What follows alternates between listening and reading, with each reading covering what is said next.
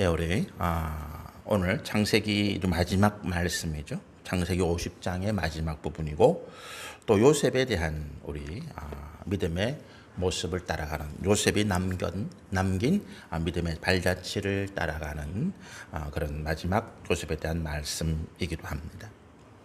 우리가 성경이 우리 가운데 살아있다, 하나님의 말씀에 살아있다라고 하는 것은 이 구약 성경에 기록되어 있는 어떤 역사들 또 사람들의 행적들이 과거로 끝나는 것이 아니라 오늘 우리 삶에 움직이고 우리 삶에 그 하나님의 역사하심이 그대로 요셉에게 역사하셨던 하나님의 역사가 그대로 우리 삶에 임하고 있기 때문에 그렇습니다.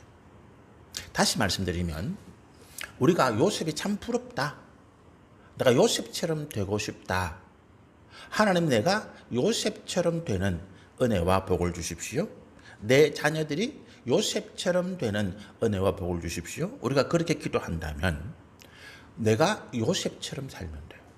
성경에 기록되어 있는 것 같이 또 내 자녀들을 요셉과 같이 하나님의 말씀 앞에 온전히 순종하고 충성하는 믿음의 자녀로 길러내면 됩니다.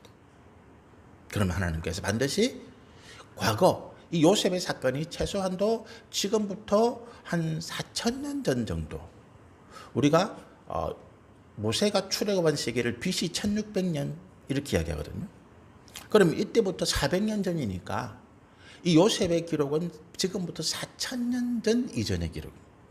4,000년 전에 기록하셨던 역사하셨던 하나님의 역사가 4,000년의 시간과 공간을 뛰어넘어서 오늘 우리 삶에, 우리 자녀들의 삶에 그대로 역사하시더라고요.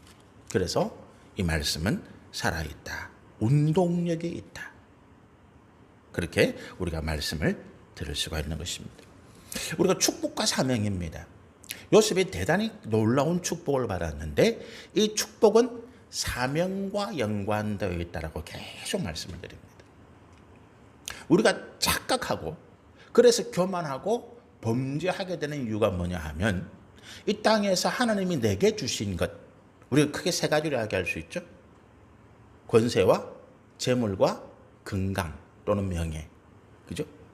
권세와 재물과 내게 주신 건강 또는 내가 세상에서 날리는 이름, 이런 것들이 하나님이 내게 주신 것이라고 생각하는 이 착각 때문에 우리가 굉장히 교만해지고 또 결국에는 범죄해서 멸망으로 갈 수밖에 없는 그런 일이 나더라. 우리가 이 땅에서 누리는 것은 내 것이 아니다. 왜? 이것은 수단이기 때문이다. 하나님께서 요셉이라고 하는 인물을 애굽의 총리로 왜 올리셨어요? 요셉이 애굽의 총리가 되어서 그 권세를 행사하도록, 자기 마음대로 살도록, 자기 형들에게 복수하고 자기 먹고 싶은 거 마음대로 먹고 내가 그동안 고생하고 힘들었던 것을 내가 보상받도록? 아니잖아요. 성경 그렇게 말씀하지 않습니다. 뭐 때문에요?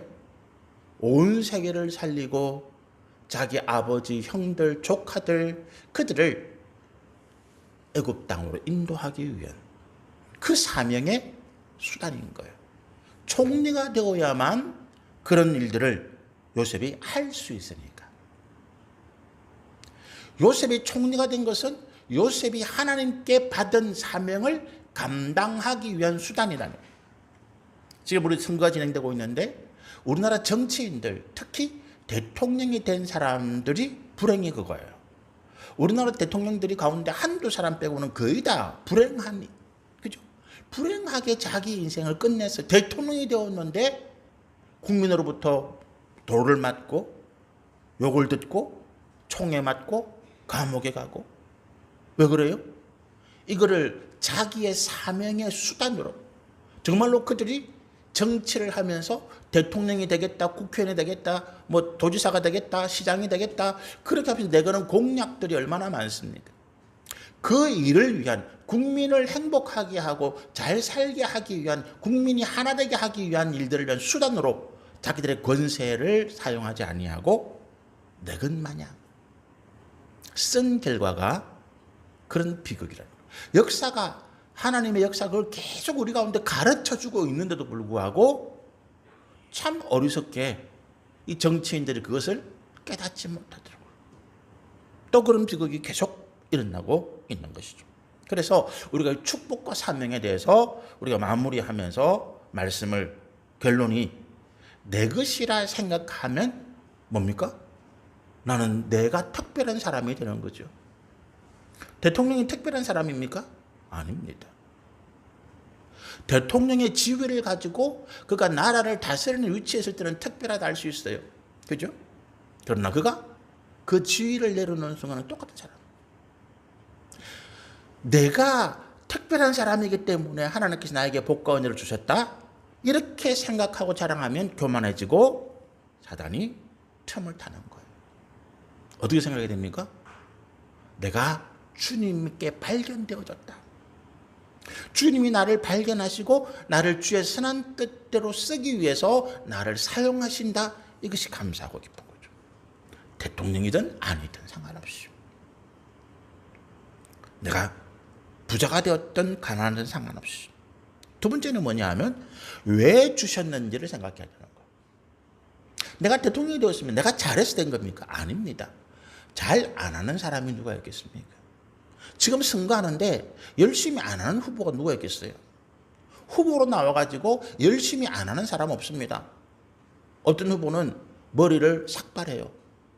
자기 어떤 결단 이런 걸 보여주는 거죠. 또 어떤 후보는 보니까 자기 어머니, 나이 드신 어머니가 아들의 머리를 깎게 하더라고. 나 그런 것도 처음 봤어요. 어쨌든 그건 무슨 말이겠습니까? 열심히 하겠다는 거지. 그래서 밤에 잠을 아마 못 잘 거예요. 우리는 편하게 잠잘 때 지금 후보들은 잠잘 수 있겠습니까? 어디 가서 따뜻하게 밥 한 끼 먹겠어요? 얼마나 열심히 합니까? 그런데 열심히 하는 사람들이 다 당선되는 게 아닙니다. 그렇죠?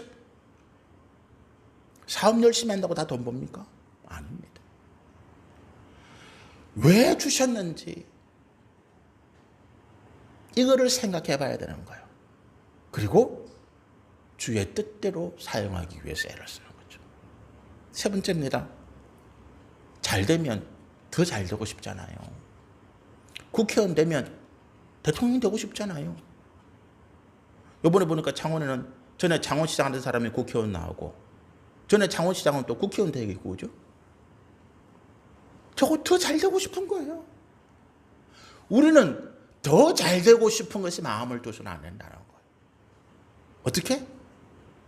내가 지금 주의 뜻대로 쓰임되고 있나를 판단해야 돼요.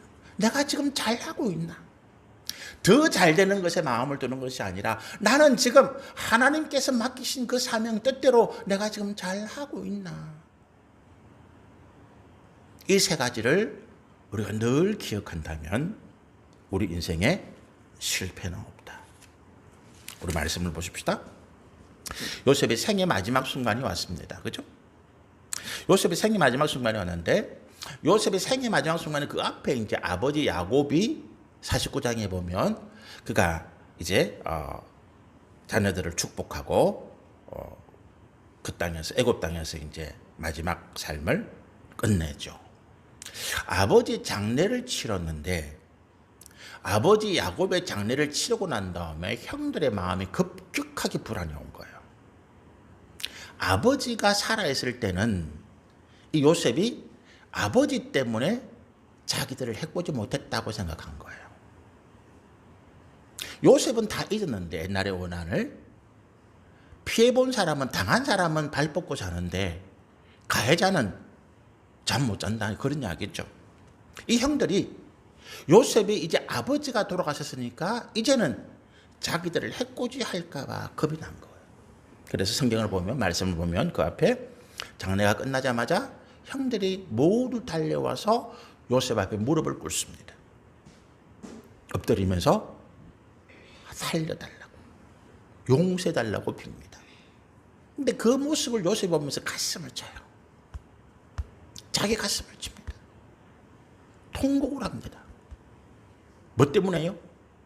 이 형들의 모습이 너무 불쌍한 거예요. 요셉은 형들을 괴롭히지 않고 원수갚지 않았습니다. 오히려 그들을 다 품어주고 살려주고 그들의 삶을 높여줬죠. 그럼 행복해야 되는데 행복하지 못한 거예요. 이 형들이 뭐 자기 동생이 애굽의 최고의 권세자니까 주변에 잘 보이려고 하는 사람을 얼마나 많겠습니까? 맛있는 거 먹고 좋은 집에 살고 좋은 옷 입고 그 당시에 아마 최고의 어떤 사치까지는 아니겠지만 풍요로운 삶을 살았을 거예요. 그런데 그렇게 살면서 이 형들이 행복하지가 않아. 늘 불안한 거지. 언제 요셉이 원수를 갚을까? 언제 애굽의 군사가 달려들어서 자기들을 끌고 감옥에 가둘까? 근데 그나마 방패막이가 되어주던 아버지가 돌아가시고 난 다음에는 이제 뭐 공포가 걷잡을 수 없이 오는 거예요. 달려와서 살려달라 비는 형을 보면서 요셉이 가슴을 치는 것입니다. 이 불쌍한 인간들, 이 불쌍한 인생들. 여러분, 내가 돈이 없어서 불쌍한 게 아니에요. 내가 아무런 힘과 권세가 없어서 남들에게 핍박다 그래서 불쌍한 게 아니에요. 내 삶이 행복하지 못한 것, 평안하지 못한 것입니다. 두려움에 빠져 사는 거예요. 어떤 상담 프로를 TV를 봤는데 어머니가 딸만 4명 낳았어. 큰딸, 둘째 딸. 근데 셋째와 넷째가 중증 장애인을 낳은 거야. 어머니가 중증 장애인 딸 둘라고 보니까 이게 애들이 아무것도 혼자서 못하고 늘 떠먹여야 되고 씻겨주고 돌봐야 되니까 어머니 너무 힘든 거지. 그래서 큰 딸을 희생양으로 삼았어요. 그 딸을 초등학교만 학교에 보낸 거예요. 중학교 보내야 되는데 딸에게 집에서 홈스쿨링 하자. 네 미술 잘하나? 그림 잘 그리니까 학교 가면 네 그림 못 그린다. 집에서 엄마와 같이 홈스쿨링 하자. 근데 그게 홈스쿨링이 되겠어요? 중증장애인 동생을 둘을 돌봐야 되는데. 그래서 이 아이가 중학교, 고등학교 못 가고 22살까지 집에서 동생들만 돌보고 살아온 거예요. 큰딸이 이제 나이가 드니까 나는 내 인생은 뭐야? 이런 생각이 든 거죠. 독립하고 싶다. 늘 엄마하고 나 집 나가서 나 혼자 살 거야. 엄마는 안 돼, 못 가. 그래서 상담하러 나온 거예요. 이 엄마의 생각이 뭐냐 하면 미래에 대한 불안감. 미래에 대한 불안감. 이 딸이 나가면 자기 혼자 감당이 안 되는 거지. 여러분, 우리가 자녀가 장애인이다. 이게 내가 불행한 일입니까? 아닙니다. 내가 가정에서 내 인생 아무 꿈도 못 피우고 내가 그냥 자식 키우고 그렇게 살아서 나는 내 인생이 허무하다? 아닙니다. 그것 때문에 행복한 게 아니에요. 불행한 게 아닙니다. 요셉이 가슴을 칩니다. 그러면서 18절은 이야기합니다. 그의 형들이 또 친히 와서 요셉의 앞에 엎드리려되 우리는 당신의 종들입니다. 우리 노예입니다. 우리를 그냥 막 개나 소나 말처럼 부려주세요. 또 와서 하니까 19절에 요셉이 그들에게 이르되 두려워하지 마소서. 내가 하나님을 대신하리까. 이 말은 무슨 말이에요? 내가 하나님입니까? 하나님이 당신들을 심판하시고 당신들을 판단하시는데 내가 하나님 아닙니다. 나는 당신들을 판단하지 않고 심판하지 않습니다. 그 다음에 뭐라고 이야기합니까? 20절입니다. 당신들은 나를 해하려 하였으나 하나님은 그것을 선으로 바꾸사 오늘과 같이 많은 백성의 생명을 구원하게 하시려 하셨습니다. 지난주에 말씀드린 거 있잖아요. 하나님이 악한 자도 악한 날에 쓴다는 거예요. 우리가 인생을 살아가는데 악하게 살아가는 사람도 있고 선하게 살아가는 사람도 있어요. 하나님은 선한 사람을 쓰십니다. 악한 사람은 악하게 쓰세요. 악하게 쓰십니다. 그래서 뭘 하신다고요? 합력하여서 선을 이루고 하신다. 문제는 뭐예요? 내가 악한 자인데 악한 날에 하나님의 어떤 가룟 유다처럼 지난주에 말씀드렸죠. 그렇게 쓰임됐어요.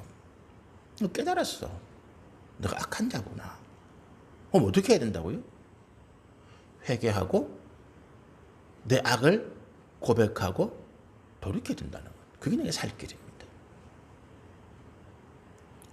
가룟 유다가 왜 망했다고요? 그는 자기의 죄를 회개하지 않은 거예요. 스스로 자기의 생명을 끊었습니다. 그게 회개한 자가 아닙니다. 우리가 직장에서 어떤 사고가 났을 때 내가 사표 내면 되지. 내가 책임질게. 내가 사표 내면 되지. 여러분, 사표 내는 거는 책임지는 게 아니에요. 그건 책임을 면피하는 거지. 그렇잖아요. 사고를 쳤으면 그 직장에 남아서 욕 들어먹고 징계도 받고 뭐 감봉도 되고 그러면서 자기가 잘못한 일에 대한 수습을 해나가야지. 우리 세상 말로 제가 똥 사지를 놓고 똥 치우는 거로 다른 사람 하라 그러고 난 나갈게. 그건 아니잖아. 그렇잖아요. 그건 책임지는 게 아닙니다. 제가 창원에 와서 효성교회에 입사했는데 뭐 우리 집안에 어떤 조카애가 제가 추천해서 취직을 했어요.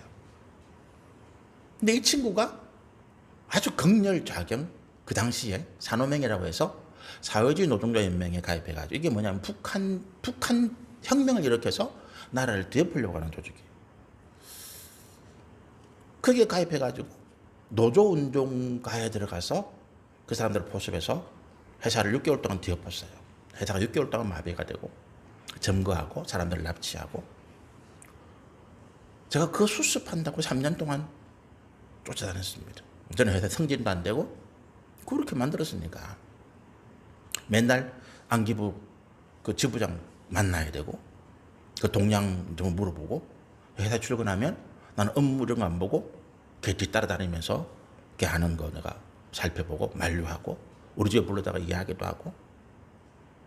어떤 제 동기가, 입사 동기가, 야 저기 삼성에 거기에 그 신입사원 모집하더라. 내가 거기 지원할 거니 너 같이 갈래? 제가 못 간다고 그랬어요. 내가 이 회사에 삐끼친 내 때문에 내가 한 건 아니지만 어쨌든 내가 추천한 조카가 그렇게 해서 회사를 뒤엎어놨는데 내가 거기에 대한 최소한도 뭐 양심이 있지. 내가 내 살겠다고 어떻게 하겠노. 그 친구는 이제 삼성전자의 AS 팀에 지원해가지고 이직했고, 저는 이제 어쨌든 뭐 제가 거기 한 7년 가까이 근무했는데 승진 이런 건 일치 안 되고 그냥 평사원으로 제가 7년 동안 근무하고 퇴직했거든요. 다른 회사로 이직했는데. 여러분, 우리가 하나님 앞에서 내가 뭔가 잘못됐어, 안 할래? 이거는 우리가 책임지는 게 아니에요. 내가 부끄러움을 무릅쓰고 회개하고 내 잘못을 고백하고 그러면서 뭐예요? 하나님 앞에서 엎드려서 주님이 다시 나를 용서하시고 내가 잘못된 것을 수습할 수 있도록. 그게 여러분 우리가 살 길이에요. 20절에 그 말씀이에요. 당신들은 나를 해치려 했는데 하나님께서 이것을 선하게 바꾸셨어요. 하나님이 당신들을 악한 날에 악하게 쓰셨는데 내가 그것을 뭐라 할 수 있겠습니까? 그건 하나님 판단하신 일입니다. 무슨 말이에요? 당신들이 하나님 앞에 회개하시면 돼요. 나한테 용서를 빌 것이 아니라 하나님 앞에 엎드려서 당신들이 지난 날에 대해서 회개하고 하나님 나를 긍휼히 여기십시오라고 고백하고, 그 다음에 우리가 형제의 사랑으로 의회로 다시 하나 되어서 하나님 일을 같이 해나가면 됩니다. 이 이야기예요. 그 얘기입니다. 우리가 어떤 사람과 남편과 싸웠어요. 자녀가 싸웠습니다. 친한 친구 싸웠습니다. 끝입니까? 다시 안 보면 됩니까? 아닙니다. 봐야 돼요. 다시 봐야 되는데 어떻게 봐야 됩니까? 그 묵은 감정을 그대로 가지고 아닙니다. 우리 싸움도 저 사람이 나를 괴롭히고 또 나도 상대적으로 그 사람을 괴롭힌 게 있겠죠. 그런 것들을 하나님께서는 어쨌든 하나님의 선하신 뜻대로 우리는 어그러지고 싸웠지만 하나님 그것까지도 주의 선한 역사를 위해서 이루어간다는 거예요. 내가 그걸 깨달았어요. 그럼 내가 할 일은 뭐예요? 저 인간 내가 다시는 안 봐. 이게 아니라 뭡니까? 내 허물을 회개하고 하나님 나를 긍휼히 여겨 주십시오. 그렇게 해서 내가 다시 하나님 앞에 선하게 쓰임받는다는 거. 우리 인생이 바뀌는 거죠. 그게 인생이 바뀌는 거예요, 여러분. 내가 로또 맞춰서 팔자를 바꾸는 게 아니고 내가 그동안 몰랐던 내 죄악, 그 때문에 주변의 사람들이 입었던 피해, 고통 깨닫고 내가 회개하고 사과하고 용서를 빌고 그 다음에 뭡니까? 내가 다시 주님의 선한 뜻대로 함께 살면서 용서하고. 어떤 자녀가 초등학교 때 친구들에게 침뱉음을 당하고 발로 차이고 두드려 맞는 것을 그 부모님이 봤대요. 그 부모님 보고 있는 앞에서 애들이 그렇게 했대. 그럼 그 애가 어떻게 하겠어요? 그 맞고 학대를 당하는 애가 부모에게 도와달라고 했을 거 아니에요. 근데 그 부모가 그걸 외면했다는 거예요. 자기가 도와달라고 하는 그 소리, 그 손짓을 부모가 외면한 거지. 그 아이가 어떻게 되겠어요? 나는 세상에 나를 보호할 사람이 아무도 없다는 거지. 그때부터 이 아이가 부모와 같은 집에 살지만 말도 안 하고 집 밖에도 안 나가고 몇 번 자기 스스로 자살 시도도 하고 나는 세상에 살 필요가 없어. 뒤늦게 부모가 그 아이에게 사과하고 미안하다. 그 아이가 그런 거예요. 나는 미안하다는 소리도 듣기 싫다. 어떻게 해야 되겠어요? 자꾸만 미안하다 할 것이 아니라 그 부모가 그 아이를 포기 못하니까 자기 잘못 깨달았으니까 어떻게 해요? 그 아이가 마음을 열 때까지 부모로서 그냥 그 아이를 위해서 최선을 다해주는 거죠. 그리고 그 아이가 스스로 문을 열 때까지. 용서는 상대방이 마음을 여는 거니까. 그렇잖아요. 우리가 하나님 앞에 선하게 쓰이면 되는 것. 이게 인생이 변하는 거예요. 바뀌는 것입니다. 그러면서 21절에 이렇게 말합니다. 당신들은 두려워하지 마소서. 두려움의 근원이 뭡니까? 지금 이 형들이 요셉이 자기를 해칠까 봐. 그런데 요셉이 뭐라 그래요? 나는 당신을 해칠 마음이 없습니다. 하나님이 당신들을 간섭하실 것입니다. 나는 하나님께 다 맡겼어요. 하나님이 이끌어 놓은 것을 내가 봤습니다. 당신들이 나를 애굽에 팔았기 때문에 내가 이 자리에 왔고 지금 총리가 되어서 이렇게 온 세상을 살리는 하나님의 삶을 감당하고 있는데 나도 거기에 쓰임되었고 당신들도 쓰임되었는데 당신들이 회개하고 잘못을 구할 분은 하나님이십니다. 두려워하지 마세요. 나는 당신들에게 어떠할 수 있는 권세도 없고 권리도 없습니다. 그 권세가 자기 것이 아니라는 걸 아는 거잖아요. 요셉이 애굽의 총리의 권세를 가지고 왜 형들을 원수 못 갚겠습니까? 그런데 그렇게 해서는 안 된다는 걸 요셉이 아는 거지. 하나님의 쓰임에 합당한 사람이 되는 거죠. 여러분, 우리가 왜 두렵다고요? 미래가, 내가 이 아이가 아까 그 말씀드린 그 딸이 집을 나가면 이제 내가 혼자 이 중증장애인 두 딸을 내가 키워야 되는데 딸 넷인데 둘째 딸은 너무 이기적이라서 처음부터 뭐 엄마 말 안 듣고 그냥, 그러니까 오로지 엄마는 그 첫 딸만 바라보고 있는데 두렵다는 거예요. 그 큰 딸이 없다고 그 가정에 자녀들이 무너집니까? 삶은 아닙니다. 하나님을 바라보는 거예요. 하나님께서 또 누군가 이 어머니의 수고, 이 어머니의 눈물, 이 어머니의 근심을 닦아줄 천사와 같은 사람들을 보내실 거예요. 여러분, 우리가 기억해야 될 하나님 말씀. 하나님께서 내게 문을 닫으셨다. 내가 사방에 문이 막혔다. 우리 사도 바울이 그런 거 보니 내가 사방에 우겨삼을 당하고 있다. 내가 어디 한 곳 갈 곳 없이 내가 길이 다 막히고 내가 고난과 환난과 핍박을 받고 있는데 하나님은 어디에서 문을 여십니까? 하늘에서 문을 여시는 거예요. 하나님이 우리에게 닫힌 문을 보여주신다. 이 문이 닫혔어. 내가 아무리 열려고 해도 열리지가 않아요. 내가 가려고 하는 문이 내가 갈 길이 아니기 때문에 하나님이 닫아놓으신 거예요. 내가 가려고 하는 문이 나는 가고 싶은데 그 길이 하나님께서 나를 인도하시는 선하고 좋은 길이 아니기 때문에 닫아놓으신 거예요. 우리 집에 갓난아이 키울 때 문 닫잖아요. 왜? 위험하기 때문에. 우리 치매병원 가면 문을 꽁꽁 잠궈놔요. 안에서는 문을 열 수 없게 만들어놔요. 이유는 뭔지 아십니까? 이 치매 노인들께서 문을 그냥 막 나가는 거야. 그래서 못 나가도록 보호하기 위해서 문을 잠궈 놓는 거예요. 여러분, 문이 닫혔다. 내가 계획하던 일들이 막혔다. 내가 하는 일이 실패했다. 하나님이 나를 싫어하시는구나. 나를 기뻐하지 않는구나. 하나님이 나를 진노하시는구나. 아닙니다. 내가 지금 가려고 하는 길이 하나님께서 내게 주신 축복이 아니라는 거예요. 다른 문을 찾으십시오. 다른 길이 열려 있습니다, 여러분. 크기를 보세요. 우리 둘째가 서울대 가고 싶었어요. 저도 서울대 보내기로 했고. 그래서 서울대를 쳤는데 고등학교 3학년 쳤는데 떨어졌어요. 저는 내신이 서울대 입시에 그렇게 중요하다는 걸 몰랐어요. 서울대 보는 부모들 보니까 고등학교 1학년 때부터 내신 관리를 하더만. 근데 우리 아이는 내신이 4등급이야. 그때 창원의 문성고에 중학교 공부 잘하는 애들만 따로 뽑아가지고 장학금 주고 반을 만들었는데 내신이 3등급, 4등급이에요. 안 되는 거지. 수능에서 1등급을 받아도 내신이 안 되더라고. 떨어졌어요. 두 번째, 서울대 이제 안 되겠구나. 그래서 서울대 말고 또 다른 좋은 대에 넣었어요. 근데 그 당시 서울대가 다군인데 다군을 원서를 가나다를 써야 되는데 다군이 쓸 데가 없는 거야.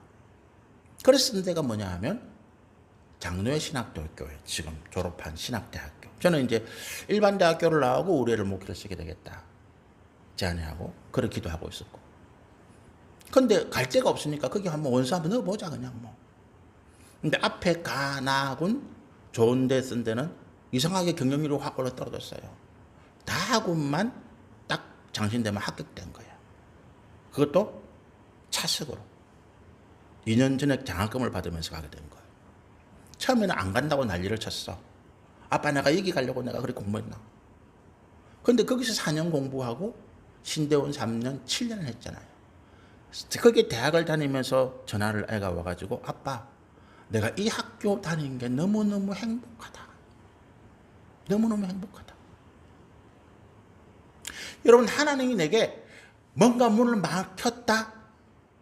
그 길을 가면 내가 행복하지 않아. 기쁘지가 않아요.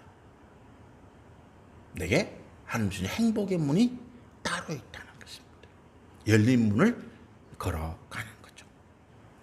두렵다. 뭐 때문에? 뭔가 내 미래가 막막하고 내 어떤 뭐 건강이 잘못될까? 사업이 잘못될까? 자녀가 잘못될까? 두려운 거지. 잠이 안 와. 걱정하지 마세요. 두려워하지 마십시오. 하나님이 나와 함께 하신다. 지금까지 나를 이끌어 오신 하나님이 이제 나를 버리겠어요? 우리 부모님들이 자녀를 지금까지 애중지 키웠는데 버립니까? 아닙니다. 하나님이 우리와 함께 하신다. 22절에 보면 요셉이 그의 아버지의 가족과 함께 애굽에 거주하며 110세를 살고 그리고 23절에 에브라임의 자손 3대를 보았으며 므낫세의 아들 마길의 아들들도 요셉의 세라에서 양육되었더라. 여러분 우리가 이 요셉의 일생이 30살에 애굽의 총리가 되어가지고 110세에 죽어요. 80년을 애굽의 총리로 삽니다. 죽을 때까지. 그만큼 일을 잘했다는 거지. 그죠? 그만큼 대단한 인물이었다는 거지. 그런데 이게 무슨 말인가 하면 야 80년 동안 요셉이 그렇게 복받았다. 야 참 좋네. 이게 아니고 우리가 그 80년의 삶 동안 요셉이 애굽의 모든 사람들 하나님 모르잖아요. 바로가 하나님 아는 사람입니까? 요셉을 만나기 전에는 하나님이 누군지도 몰랐어. 이름도 못 들어봤어. 그랬던 바로 또 애굽의 사람들이 요셉 때문에 하나님을 알게 되었잖아요. 하나님이 함께 하시는 요셉을 바로를 비롯해서 애굽의 모든 사람들이 두려워하게 됐잖아요. 그죠? 여러분, 우리가 하나님 내게 은혜와 복을 주셨다, 이게 감사하다, 이게 아니라 하나님이 나와 함께 하시는 것을 사람들이 보게 하라는 거예요. 알게 하라는 것입니다. 이삭이 흉년에 들어가지고 블레셋 땅으로 가잖아요. 그런데 이삭은 혼자 왔고 블레셋에서 수많은 민족들이니까 이방인을 내치는 거죠. 이삭이 판 우물에서 물이 나오면 그걸 뺏고 쫓겨나고. 그런데 그럴 때마다 하나님이 함께 하셔서 이삭이 하나님들만 잘 되더라는 거예요. 한 해 농사를 지었는데 다른 사람들은 다 가뭄에 시들어가는데 이삭은 100배의 수익을 얻는 거지. 잘 되더라는 거예요. 그런데 그걸 보면서 사람들이 시기합니까? 안 합니다. 두려워합니다. 요셉을. 왜? 이삭을. 왜? 저자는 하나님이 함께하는 거예요. 우리가 건드릴 수 없는 언터처블. 내 사업이 잘 된다, 내 자녀들이 잘 된다, 주변의 사람들이 시기하고 질투하고 미워하잖아요. 그걸 못하게 바꾸는 방법이 뭔지 아십니까? 하나님이 하셨기 때문에 그래. 사람들이 절대로 우리를 타치할 수 없습니다. 내가 무서운 게 아니라 하나님이 무서워서. 하나님이 무서워서. 내가 하는 일을 자랑하는 것이 아니라 하나님이 나와 함께 하심을 자랑하는 거예요. 내 사업이 잘 된 것, 하나님이 함께 하시기 때문이에요. 내 자녀가 잘 된 것, 하나님이 함께 하시기 때문이에요. 내가 병에서 고침받은 것, 하나님이 함께 하시기 때문이에요. 그럼 뭐예요? 앞으로 내가 재발되고 걱정할 필요가 없는 거지. 앞으로 내 사업이 안 돼, 걱정할 필요가 없는 거지. 내 자녀의 앞날 걱정할 필요가 없는 거지. 왜? 하나님이 함께 하시니까. 하나님이 함께 하시니까. 어디를 가도 무엇을 해도 하나님이 함께 하시니까 내가 믿음의 삶을 살아가는. 여러분, 요셉이 30세에서 통로가 되어서 110세에 죽습니다. 80년 동안, 그죠? 80년 동안 요셉이 뭘 했겠어요? 애굽의 총리가 되어가지고 그래 해요. 그런데 여러분, 이게 행정이나 이런 시스템이, 사업도 그렇잖아요. 한번 시스템이 만들어지면 그 다음에 시스템이 돌아가는 거지, 그죠? 내가 특별히 개입 안 해도 뭔가 문제가 생겼을 때 기계가 막 돌아가는데 그 사람이 손 댑니까? 손 안 돼요. 다만 고장났을 때 한번 손 보고, 그죠?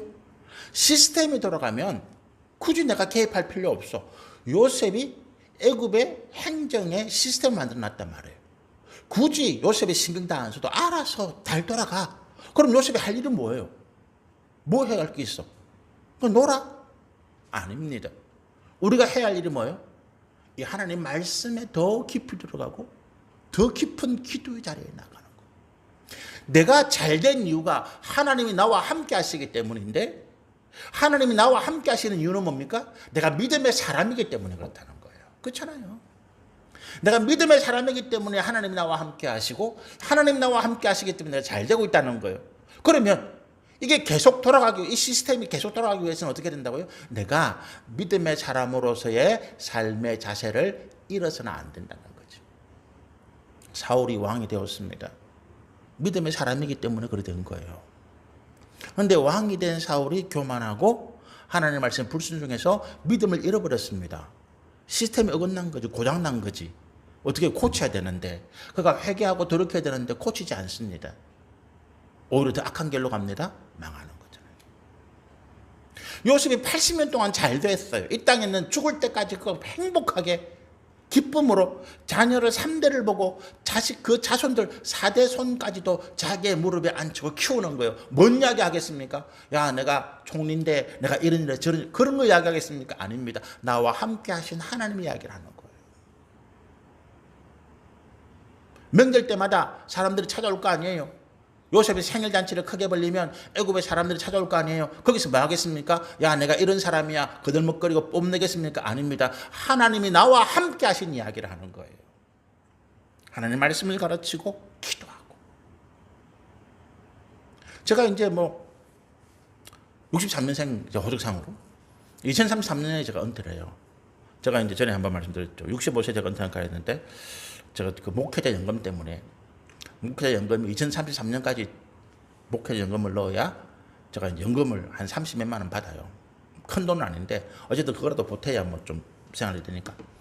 그래서 이제 어쨌든 뭐 여러분들이 자고 이제 어쨌든 33년까지 제가 이제 목회를 하는데 그럼 이제 끝나면 뭐 하겠어요? 놀까? 뭐 하고 놀아? 물론 뭐 놀기는 놀겠지. 그렇지만 뭐는 남아있어요? 내가 하나님의 말씀을 읽고 연구하고 가르치고 기도하는 이거는 남아있는 거예요. 이거는 무너지지 않는 거예요, 여러분. 그렇죠? 이거는 무너지지 않아. 내가 은퇴하면 뭘 하지? 은퇴 계획을 세웁니다. 그렇죠? 직장인들 뭐 대부분 우리 여기 계시는 우리 성도님들 나이 되면 다 은퇴했잖아요. 은퇴하고 나면 할 일이 없어. 만날 친구도 없고 뭐 그래. 뭘 해요? 말씀을 읽고 말씀을 연구하고 배우고 기도하는 믿음의 삶의 자세는 그 시스템은 변하지 않는다는 거. 돌아가는 거. 이게 우리가 죽을 때까지 이 땅에서 우리의 생명이 다하는 날까지 하나님이 내게 은혜와 복을 주시는 그 비결이에요. 이 시스템이 계속 돌아가는 거지. 내가 은퇴를 하든 안 하든 상관없는 거지. 이제 내가 목사 은퇴했으니까 아이고 내가 뭐 기도 지긋지긋하다. 내가 몇십 년 동안 기도했는데 이제 좀 쉬자. 기도 쉬자. 내가 맨날 말씀 보고 제가 뭐 매일매일 월부터 금요일까지 말씀 올리는 거 어떤 때는 좀 부담도 돼요. 아 이거 좀 이제 안 할까? 이제 한 5, 6년 했으니까 됐나? 아닙니다. 해야죠. 언제까지? 죽을 때까지. 이걸 놓는 순간에 나는 무너지는 거예요. 나는 무너지는 것입니다. 여러분 우리가 하나님 만날 때 그 앞에 갈 때까지 결승선 달리기잖아요. 마라톤 뛰는데 내가 이제 결승선 한 1km 남겼어. 그러면 이제 그만 뛸까? 그럼 지는 거지. 내 뒤에 죽으라고 마지막 결승선을 통과할 때까지 뛰는 선수들이 있는데 그렇잖아요. 내 이제 이 정도 와서 그만 쉴까? 그럼 지는 거지. 망하는 거지. 우리 믿음의 삶이 그래요. 내가 죽을 때까지 이 땅에서 내 마지막 숨을 쉬는 그날까지 나는 뭐라고요? 말씀과 기도, 믿음의 삶의 끈을 놓치지 않는다는 거예요. 이게 복입니다, 여러분. 이게 은혜예요. 요셉이 그거 했다는 거예요. 21절, 23절에. 요셉이, 여러분, 하나님이, 요셉이 얼마나 큰 뭐 재산을 모았고, 요셉이 얼마나 큰 뭐, 이런 거 안 하잖아요. 하나님은 그거 말씀 안 해요. 우리가 어떻게 마지막까지 믿음의 삶을 지켜나갔는가. 24절, 25절입니다. 요셉이 그의 형제들에게 이르되 나는 죽을 것이나. 이제 죽을 때가 됐어요. 마지막 이제 임종의 자리입니다. 몸이 이제 뭐 다운되고 옛날 같지 않다. 나 기력이 사사하고. 보통 어르신들이 그죠? 이제 내가 죽을 날이 됐는가 보다. 그런 이야기 하실 때는 이제 몸이 예전과 다르다는 거지. 기력이 다 빠지고 자리 보존하고 옛날에 뭐 어르신들 자리 보존하고 곡기 음식을 끊고 일주일이면 돌아가시더라고요. 대부분. 뭐 어떠시는 거지? 못 먹으니까 돌아가시더라고요. 음식을 못 넘기고 넘겨도 소화가 안 되고 그러니까 뭐 그게 뭐 때문에 그래요? 몸의 모든 장기 기능들이 이제 다 쇠했다는 거죠. 요셉이 그런 나이가 됐어요. 하나님 부르시면 된 거지. 수고도 했다. 네 수고했다. 네 몸이 장기가 다 기능을 끊을 때까지 네가 수고했구나. 하나님 이제 부르시는 거죠. 감사한 일이죠. 근데 그때 요셉이 그의 형제들을 부릅니다. 나는 죽을 것이나. 근데 이 죽음이 탄식이 아닙니다. 새로운 소망에 대한 이야기예요. 그 다음 말씀 볼까요? 하나님이 당신들을 돌보시고 당신들을 이 땅에서 인도하여 내사 아브라함과 이삭과 야곱에게 맹세하신 땅에 이르게 하시리라. 가나안 땅. 하나님이 자기들에게 약속하신 그 땅. 이게 오늘 우리에게 어떤 의미입니까? 이스라엘로 가야 돼요? 지금 이 가나안은 지리적으로 이스라엘입니다. 우리 거기 가야 돼요? Back to the 예루살렘. 다시 예루살렘 돌아가자. 그거는 정말 무식한 이야기예요. 예루살렘을 축복하라, 예루살렘을 사랑하라 성경에 말씀이 있습니다. 뭐 때문에? 거기에 하나님이 계시기 때문이에요. 예루살렘에 하나님의 성전이 있고 그 성전에 하나님이 계시기 때문에 그래서 예루살렘을 사랑하라, 예루살렘을 축복하라는 이야기예요. 그런데 그 예루살렘에 지금은 성전이 없습니다. 그 성전 자리에 뭐가 섰는지 아십니까? 그 옛날 솔로몬이 지었던 성전, 스룹바벨이 지었던 성전, 그리고 헤롯이 지었던 성전, 그 성전 자리에 지금은 이슬람의 성전이 있어요. 이슬람의 마호메트 예언자 마호메트가 꿈을 꾸는데 그 꿈에 전 세계를 여행하고 그가 하늘로 승천하는 꿈을 꿔요. 그런데 그 승천한 자리가 그 자리입니다. 예루살렘 성전에 서 있는 자리. 그 안에 돔이 있는데 황금돔이죠. 그 안에 뭐가 있는가 하면 바위 하나가 있어요. 너럭바위. 너럭바위 가운데 움푹 파졌어. 그걸 이슬람 사람들이 뭐라고 얘기하는가 하면 마호메트가 승천할 때 마호메트가 타고 있던 말이 지 주제도 모르고 같이 하늘 올라가려 하다가 마호메트가 그 말을 눌렀더니 너는 있어. 너는 못 와. 그래서 말이 누른 자리가 그 바위가 파졌다는 거지. 웃기는 이야기죠. 그래서 그 자리에 있어요. 그게 이슬람의 세계 3대 성전이에요. 그거 못 건드려요. 이스라엘이 이라크 공격하고 이란 공격하고 별걸 다 해도 그거는 못 건드려요. 그거 건드리는 순간에 사우디아라비아 온 이슬람 전 세계가 이스라엘을 공격하는 거지. 그거 못 건드립니다. 예수님 오실 때까지 그거 못 무너뜨려요. 무슨 이야기입니까? 우리가 하나님 앞에 가기 위한 소망이, 그 소망이 나는 가는 거지. 그 가나안 땅의 지리적인 가나안 땅이 아니라는, 오늘 우리에게는 뭐라고요? 하나님 나라라고 하는 거. 천국이라고 하는 것입니다. 지금 가나안 땅에는 예루살렘 성전이 없고, 그 이슬람 성전, 우상을 섬기는 있는데, 그걸 왜 가요, 우리가? 그걸 왜 가? 기독교인들이 성지순례 가잖아요? 갔다 온 목사님들 이야기 들어보면, 기독교인들 성지순례 가면 진짜 호텔 이런 데서 겨울에 가면 12월 달 이런 데 가면 추운데 호텔에 난방도 안 틀어준대요. 예수님도 왔다고. 밥도 제대로 안 준대. 너 그 이야기 들으면서 그런 수모로 받으면서 그걸 왜 가? 거기 예수님 실제적으로 다녔던 장소 아닙니다. 다 가짜지. 관광지로 만들어놓은 거지. 비아 돌로로사 그 예수님 십자가 그 길, 그거 다 가짜입니다. 그 주변에 갔다 온 이야기 들어보면 전부 다 관광객을 상대로 한 상품들만 판대요. 그걸 왜 가? 뭐 보고 싶다고? 여기가 우리가 신앙생활할 곳이고 우리가 가야 할 가나안 땅 본향은 천국인 거예요. 그 이야기입니다, 요셉이. 우리가 마지막 순간에 숨을 쉬면서 제가 만약 죽는다. 우리 자녀들로 먹고 나는 이제 천국 간다. 뭐라고 그러겠어요? 너희들도 끝까지 믿음 지키고 선한 싸움 싸우다가 나처럼 천국에서 만나자. 그렇잖아요. 요셉이 그 이야기하는 거예요. 나는 이 땅에서 마지막 삶을 마감하지만 당신들은 반드시 가나안 땅에 갈 것입니다. 400년 뒤에. 그때 내 해골, 내 유골 400년 뒤에 뭐 뼈밖에 안 남았을 거니까 그걸 가지고 가주세요. 그걸 당신들의 후손에게 계속 약속을 지켜주세요. 천국에 대한 소망이죠. 하나님의 언약은 이 땅에서 완성되지 않아요. 그래서 우리가 이 땅에서 성공하든 실패하든 그것이 내 삶의 결론이 아닙니다.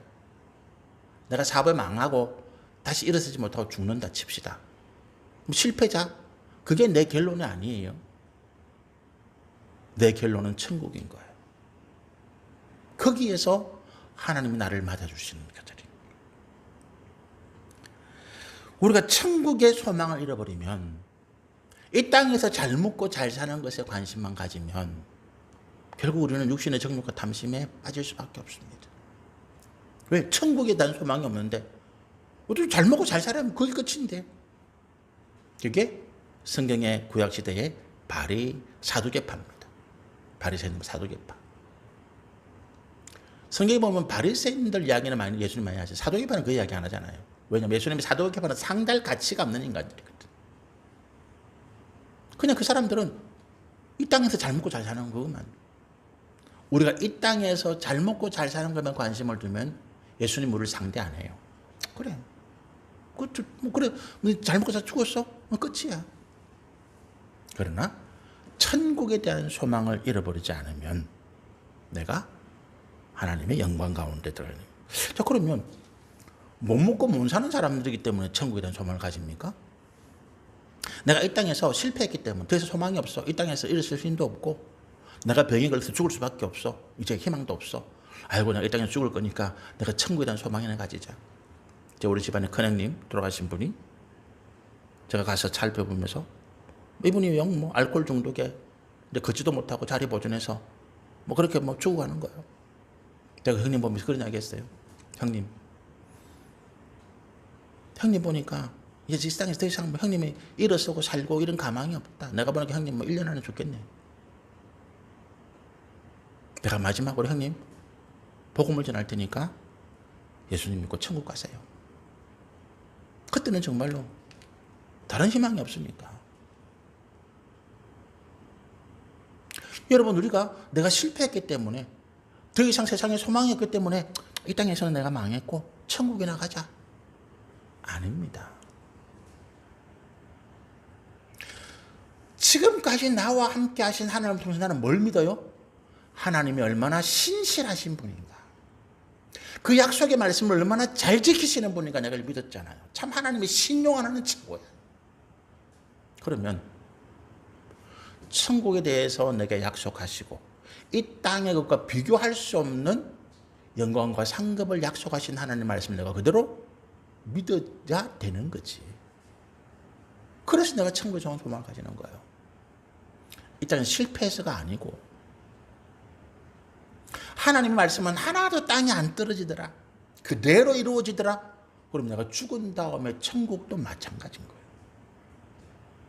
이것과는 비교할 수 없는 상급과 영광이 있는 거지. 요셉이 그걸 우리 가운데 마지막으로 교훈하고 있는 거예요. 야, 내가 이 땅에서 얼마나 잘 살았는지 모르지만, 네가 이 땅에서 얼마나 큰 권세를 가졌는지 모르지만 그 천국에 비하면 아무것도 아니야. 네가 이 땅에서 실패해서 비참하게 살아서 그 천국에서 하나님께서 그 생각도 기억도 안 날 상급과 영광을 주실 거예요. 이걸 가지시기 바랍니다. 그걸 가지고 마지막 내 자녀들에게 유언하는 거예요. 나는 이제 나를 위해서 예비된 하나님의 영광과 상급이 있는 천국으로 간다. 내 아들아, 딸들아, 너희들도 나와 같은 길을 걸었으면 좋겠다. 요셉의 마지막이에요. 요셉이 애굽에서 얼마나 잘 자랐는지, 얼마나 큰 영광을 가지고, 그건 아무 중요한 게 아닙니다. 천국에서 그를 기다리는 영광과 상급인 것이죠. 같이 기도하겠습니다. 할렐루야.